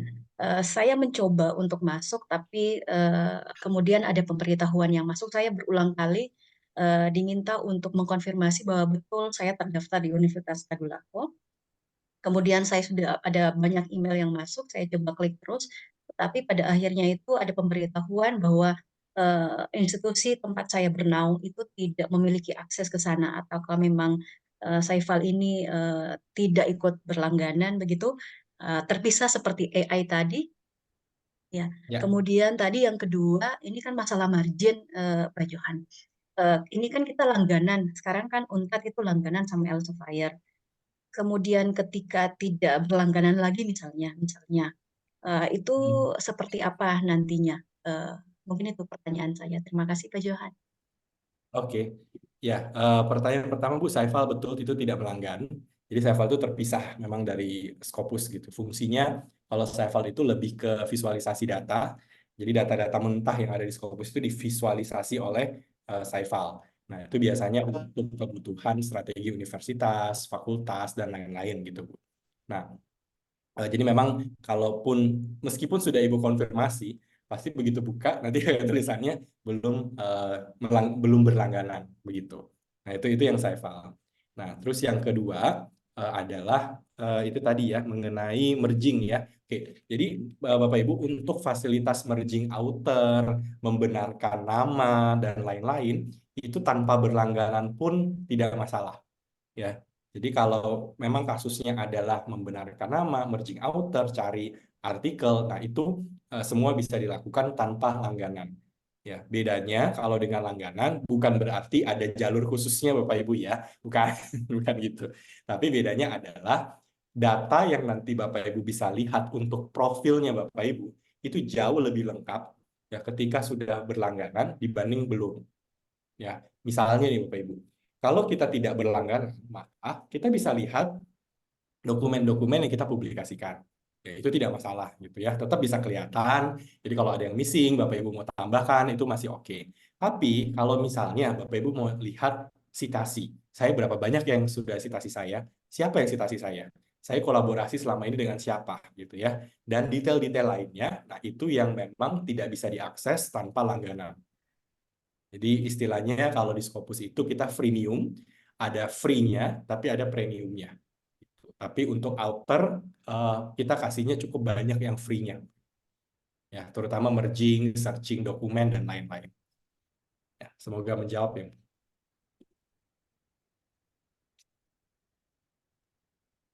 Ya, Bapak Ibu ada pertanyaan lagi yang lainnya?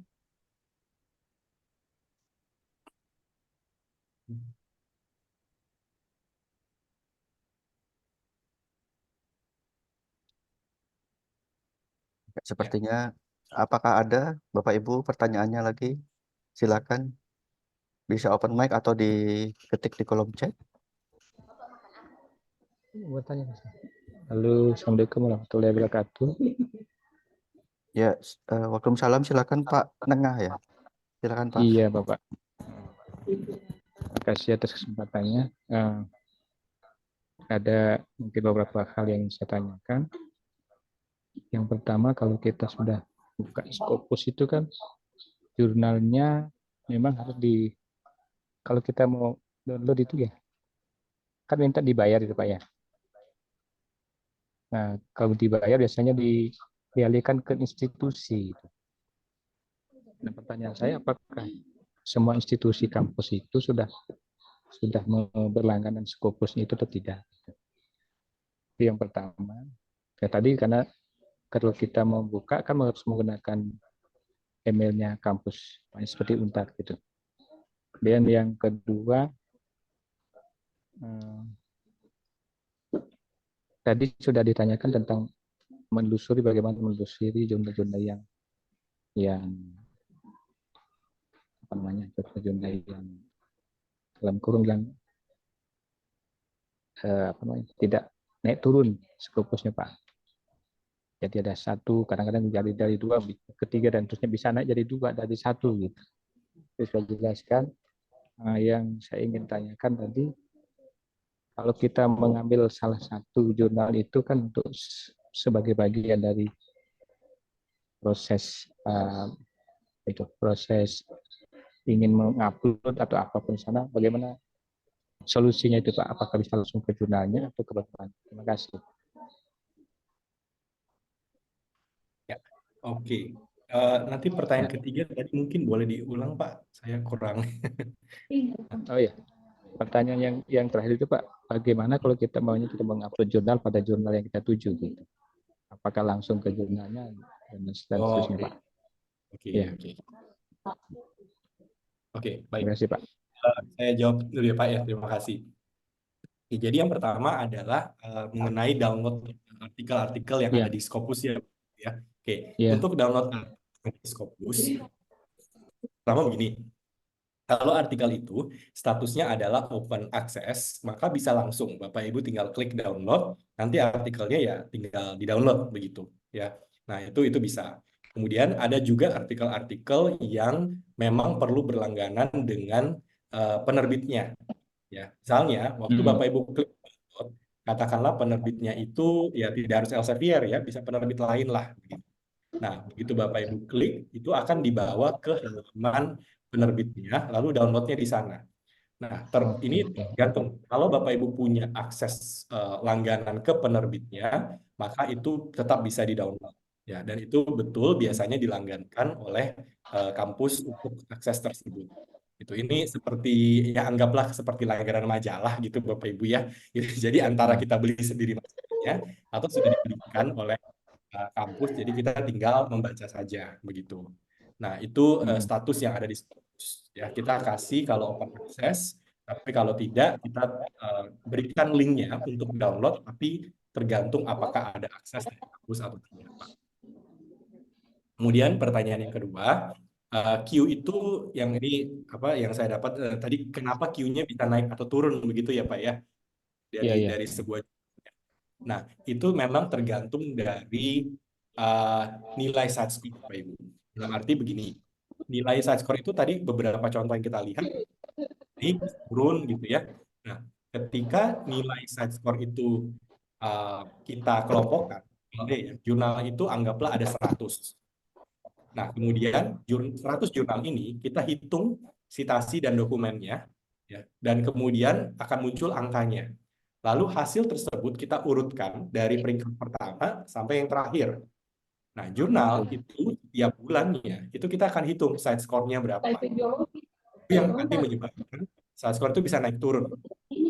Jika side score itu turun, maka jurnal itu bisa pindah kuartil.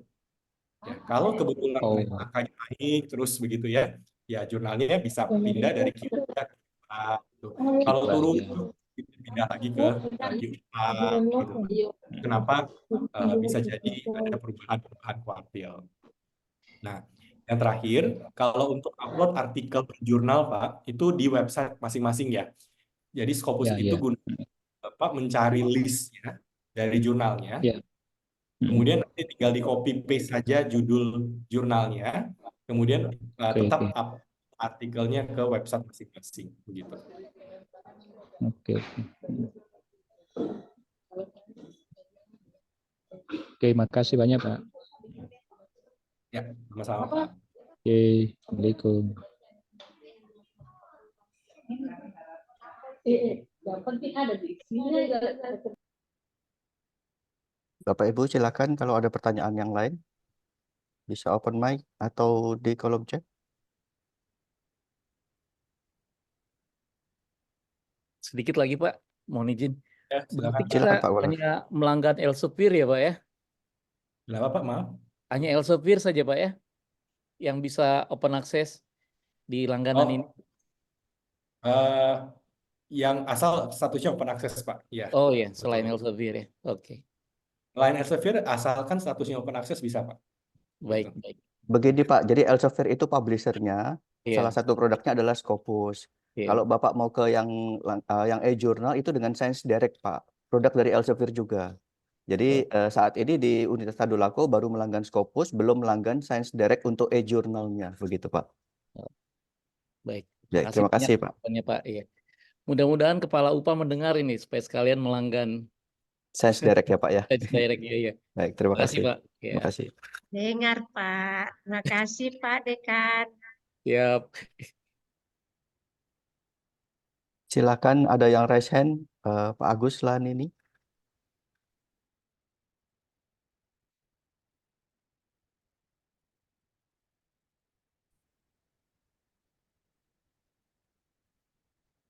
Silakan yang raise hand, Pak Agus.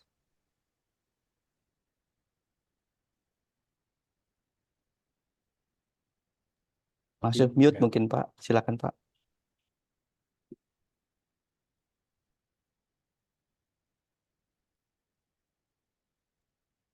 Atau Bapak Ibu yang lain silakan kalau ada pertanyaan.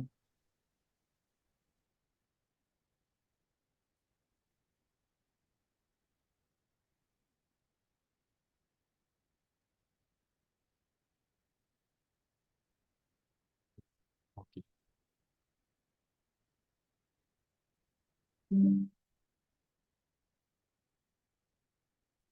Ya, sudah tidak ada ya Bapak Ibu ya. Ya, sepertinya sudah tidak ada lagi Pak Johan. Kalau masih ada pertanyaan juga mungkin bisa disampaikan ke Ibu Nur Hayati ya, Kepala UPA Perpustakaan, nanti akan diteruskan ke kami, bisa kami jawab nanti oleh Pak Johan juga untuk pertanyaannya. Baik, kalau memang tidak ada pertanyaan lagi, bisa kami cukupkan. Pak Johan, terima kasih atas penjelasannya secara detail begitu mengenai Scopus dan sebagainya yang ada di dalam fitur-fitur yang ada di dalam Scopus. Terima kasih kepada pihak perpustakaan. Eh, Mohon maaf kalau ada kata-kata yang salah. Saya kembalikan ke perpustakaan ini untuk penutupan dan selanjutnya. Terima kasih.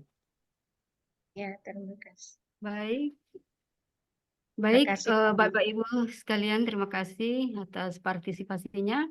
Dan dengan selesainya pemaparan oleh narasumber kita, Dr. Johan Jan selaku Customer Consultant for Elsevier Southeast Asia, maka selesai pula lah rangkaian acara sosialisasi e-jurnal Scopus pada hari ini. Kami atas nama panitia mengucapkan terima kasih atas partisipasi Bapak Ibu sekalian. Dan jika sekiranya ada kekurangan pada saat acara, kami mohon maaf yang sebesar-besarnya. Baik, mari kita tutup acara ini dengan mengucapkan hamdalah, alhamdulillahirabbil alamin. Assalamualaikum warahmatullahi wabarakatuh. Waalaikumsalam warahmatullahi wabarakatuh. Waalaikumsalam warahmatullahi wabarakatuh. Terima kasih Pak Gelar. Terima kasih Pak. Mohon izin Bu. Pak Ibu yang menghadiri di acara Zoom ini, saya berterima kasih. Semoga ke depan diadakan lagi kegiatan yang lain. Nah, yang belum tersedia dokumen hasil evaluasi capaian Renstra. Prodi melakukan evaluasi. Ini yang belum ada. Apa itu? Prodi. Oh, anukan saya. Ini bagaimana caranya ini? Di print atau di apa ini? Ini Pak?